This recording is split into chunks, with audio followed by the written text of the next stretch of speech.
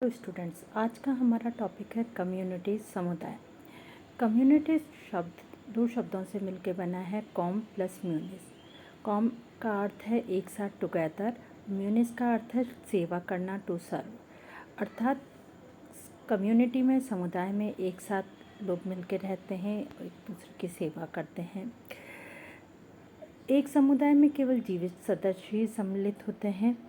MacIver एवं page के अनुसार समुदाय उस छोटे या बड़े समूह को कहते हैं जिसके सभी सदस्य किसी क्षेत्र की सीमा में इस प्रकार समग्र जीवन बिताते हैं कि वे किसी विशेष हित की पूर्ति मात्र ही नहीं बल्कि सामान्य जीवन की सभी बुनियादी शर्तों की पूर्ति में पारस्परिक सहयोग करते हैं।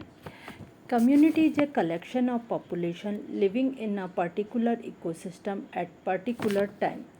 एक पर्टिकुलर इकोसिस्टम में पर्टिकुलर टाइम में रहने वाली जो पॉपुलेशन होती है उसका कलेक्शन कम्युनिटी कहलाता है। किम्बॉल यंग ने कहा है, समुदाय की पहचान है समान संस्कृति। समुदाय के सभी सदस्य इसी समान संस्कृति के आदर्शों और मूल्यों से निर्देश ग्रहण करते हैं। अर्थात समुदाय एक निश्चित स्थान या भूभाग में रहने वाले व्यक्तियों का ऐसा समूह होता है जिसकी एक संस्कृति होती है जो अपनी सभी आवश्यकताओं की पूर्ति समुदाय के भीतर ही पूरी कर लेते हैं। उनमें समुदाय के प्रति वफादारी का भाव होता है। समुदाय की अवधारणा नई नहीं है। इसको थियोफ्रास्ट 370 to 250 BC के समय से जाना जाता है। समुदाय की कुछ प्रमुख विशेषताएं भी होती हैं, जैसे इसमें जातीय विभिन्नता होती है। इसमें प्रत्येक समुदाय अनेक प्रकार की जातियों के पौधों, जंतुओं और सूक्ष्म जीवों से बना होता है जो एक दूसरे के वर्गीकरण के आधार पर भिन्न होते हैं। इसमें क्षेत्रीय विभिन्नता भी पाई जाती है। इसके अंतर्गत विभिन्न देश या महाद्वीप आते हैं जिनमें विभिन्न जातियां निवास करती हैं। इनमें स्थानीय विभिन्नता भी होती है जहां एक देश के विभिन्न समुदाय विभिन्न अक्षांश पर पाए जाते हैं और स्थानीय स्तर पर उनमें विभिन्नता होती है। समुदाय एक निश्चित भूभाग पर पाया जाता है, एक पर्टिकुलर एरिया में ही पाए जाते हैं। दूसरे एरिया में दूसरा समुदाय होता है।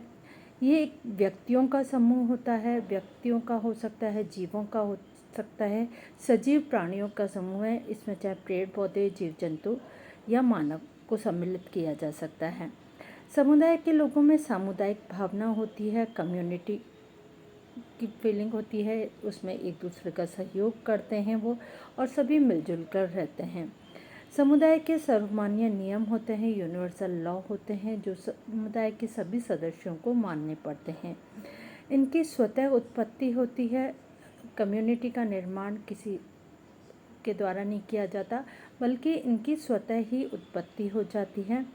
हर समुदाय का एक विशिष्ट नाम होता है, स्पेसिफिक नेम होता है जिसके द्वारा वो पहचाना जाता है। समुदाय का एक स्थायित्व होता है, स्टेबिलिटी होती है। समुदाय में समानता और जातीय विभिन्नता होती है कि उनमें जाति के आधार पर विभिन्नता पाई जाती है और एक जैसे जो जीव हैं या मानव है वो उनमें समानता पाई जाती है। समुदाय की संरचना भी हर समुदाय की अलग अलग होती है। उसके आधार पर उनको विभिन्न भागों में बांटा गया है। समुदाय में प्रभाविता या प्रमुखता का गुण भी होता है। समुदाय की प्रकृति और कार्य के निर्धारण में समुदाय के सभी जीवों की भूमिका बराबर नहीं होती।